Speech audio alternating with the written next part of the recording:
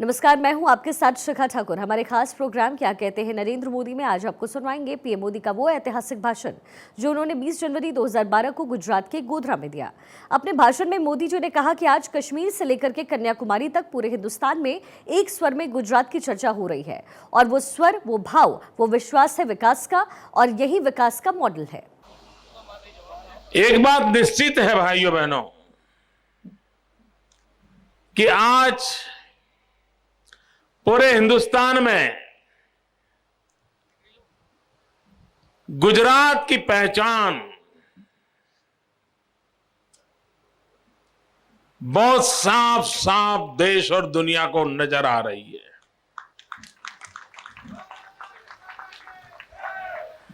देश और दुनिया को कोई दुविधा नहीं है।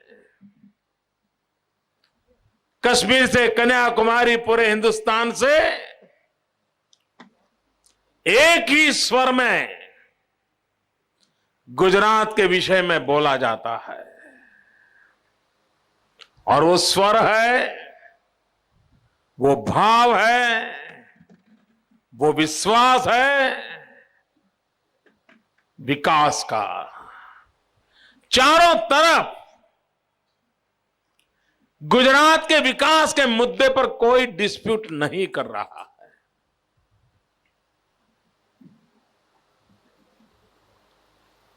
और गुजरात ने भी विकास के मुद्दे पर जितनी बातें धरती पर खरी उतरी हैं, उतनी ही बातों का दावा किया है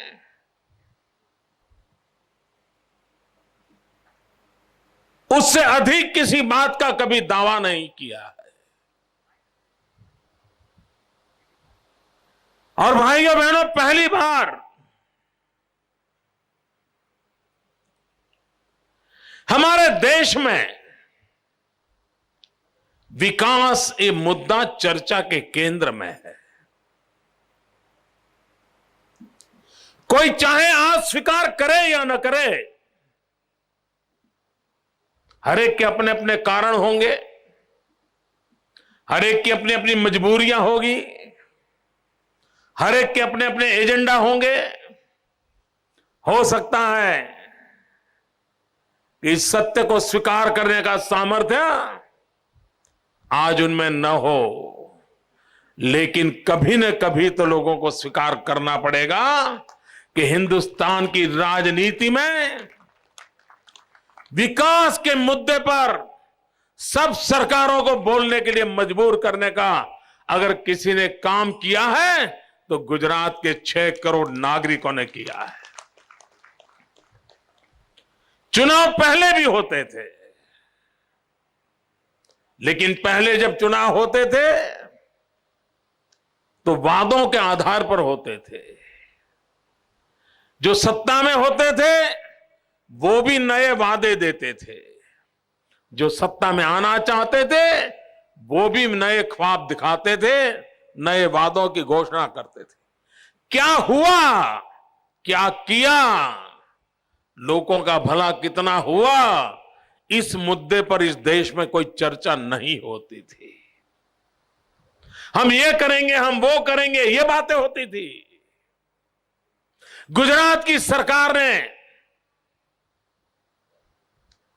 पूरे देश में एक माहौल बनाया है कि अब जनता को हिसाब देना पड़ेगा और जनता उन्हीं लोगों को पसंद करेगी जो जनहित में काम करते हैं, जनता के सपनों को पूरा करने का प्रामाणिक प्रयास करते हैं। यह स्थिति हमने पैदा की है और हमें इस बात का गर्व है कि हिंदुस्तान में विकास को हमने एजेंडा बनाया है। सब लोगों को उसके पीछे चलना पड़ रहा है। बाकी लोगों के तौर तरीके क्या है? टुकड़े फेंको। अगर किसी इलाके में चुनाव जीतने के लिए 1000 में से 250 वोट की जरूरत है तो सिर्फ 250 को ही ध्यान में रखो, 2-4 टुकड़े फेंक दो, उनकी एक वोट बैंक बना लो और अपनी इच्छाएं पूरी कर लो। यही खेल चलता रहा। बाकी 750 लोगों का क्या होगा इसकी उनको कभी परवाह नहीं रही। सारा खेल वोट बैंक की राजनीति के इर्द गिर्द चला। विकास के काम भी उन अपने मतदाता वोट बैंक है उसको स्ट्रेंथन करने के लिए ही किए गए। रास्ता बनेगा तो वहीं बनेगा जिस गांव में से वोट की संभावना है, वरना वो गांव 40-40 साल तक वोट के बिना, रास्ते के बिना रह जाएगा। यही खेल चलता रहा। हर चीज को चुनाव के साथ जोड़ दिया गया, वोट बैंक के साथ जोड़ दिया गया, और नतीजा यह हुआ कि वोट बैंक तो संभली लेकिन देश नहीं संभला। कुछ मुट्ठी भर लोगों का भला तो हुआ लेकिन आम आदमी की भलाई नहीं हुई। यह दुर्भाग्य देश ने देखा है। गुजरात ने जो देश को दिया यही दिया है कि हमने ये टुकड़े फेंकने वाली परंपराओं को समाप्त कर दिया। लोगों को लालायित करके, भ्रमित करके अपना उल्लू सीधा करने वाला कारोबार गुजरात में खत्म हो गया। धरातल पर विकास, इसको हमने प्राथमिकता दी। पहले तो विकास की कल्पना क्या थी? मेरे पत्रकार बंधु यहां इतने सालों से पुराने जो पत्रकार हैं उनको मालूम होगा। पहले विकास की कल्पना क्या थी? मुझे स्मरण है, मैं नया नया राजनीतिक जीवन में आया था और उन दिनों में गुजरात में अकाल की स्थिति रहा करती थी। तो कहीं पर भी दौरा करते थे तो लोग हमें आकर के मेमोरेंडम देते थे, मांग पत्र देते थे। और क्या मांगते थे? वो कहते थे कि देखिए अकाल की संभावना लगती है तो हमारे इलाके में भी रिलीफ वर्क शुरू हो जाए, राहत के काम शुरू हो जाए, कुछ खुदाई उदाई का काम मिल जाए ताकि हमको रोजी रोटी मिल जाए। यही मांग करते थे।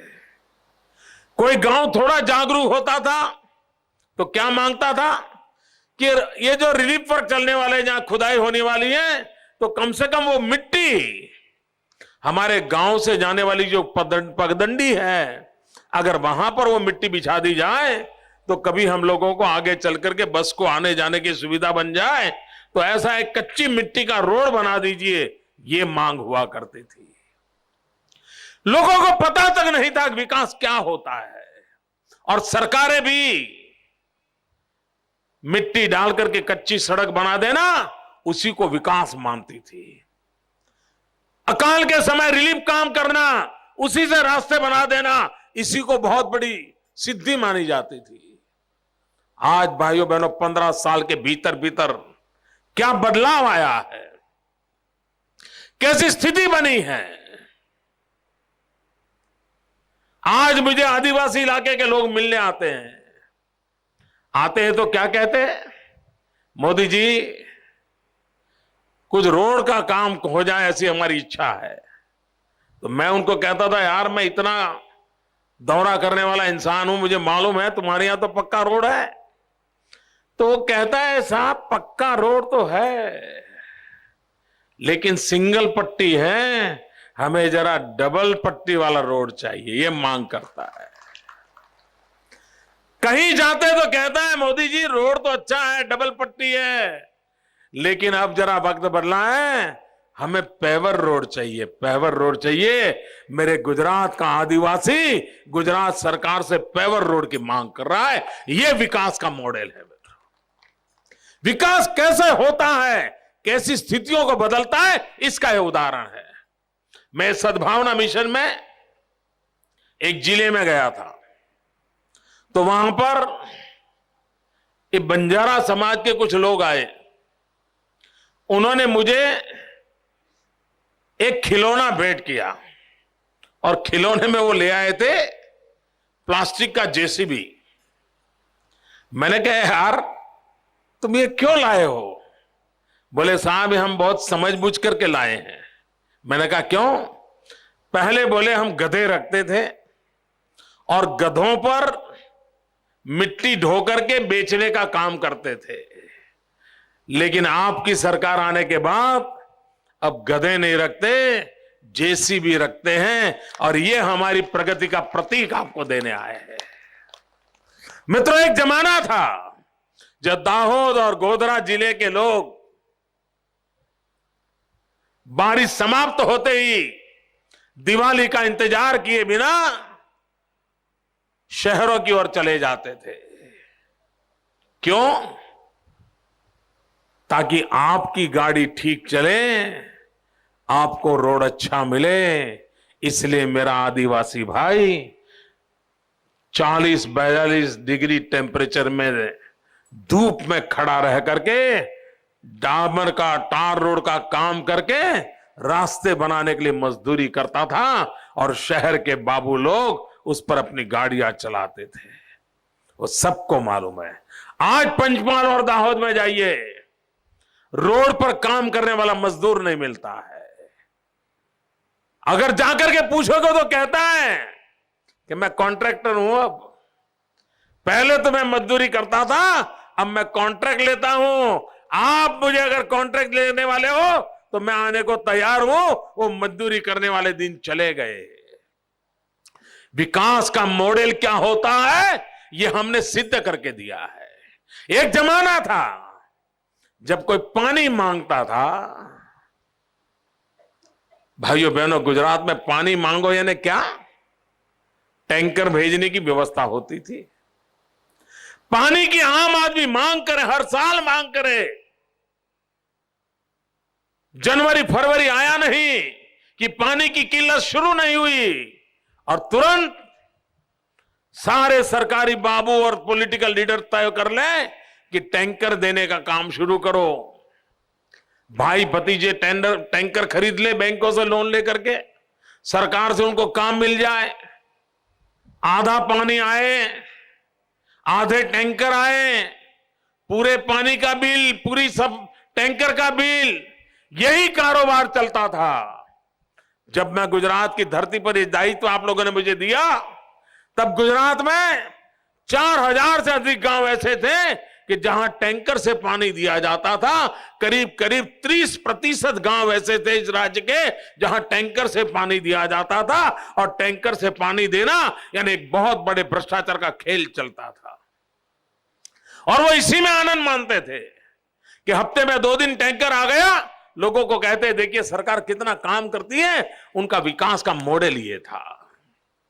कोई ज्यादा जागरूक गांव है, पानी की मांग करता था, तो क्या करते थे, हैंडपंप। उनकी सोच लंबे से लंबी कितनी थी, हैंडपंप। पानी देना इन्हें क्या करना, हैंडपंप लगाना। उनको हैंडपंप से आगे पानी की कोई व्यवस्था हो सकती है, ये विकास का कोई नक्शा उनके दिमाग में नहीं था। कभी सोचा तक नहीं था उन्होंने कि लोगों को पीने का पानी कैसे मिले। हैंडपंप, और वो भी कैसी हालत कि उसका अगर वायुसर खराब हो गया तो 1 हफ्ते के भीतर फिर हैंडपंप बंद हो जाए, और फिर वायुसर आने का रिपेयरिंग में 2 साल लग जाते थे, और लोग वो खंभा देखते रहते थे घर के बाहर। वो एक स्मारक होता था, उनके गवर्नेंस का स्मारक हुआ करता था। यह विकास का मॉडल था। भाइयों बहनों, आज पाइपलाइन से पानी पहुंचाने का हमने प्रबंध किया। गुजरात के सभी गांवों में पानी पहुंचाया, और पाइपलाइन कितनी बड़ी डाली है मालूम है? आप मारुति कार लेकर के उस पाइपलाइन के अंदर गाड़ी चला सकते हो। इतनी साइज की पाइपलाइन डाल करके आज गुजरात के गांवों में पानी पहुंचाया।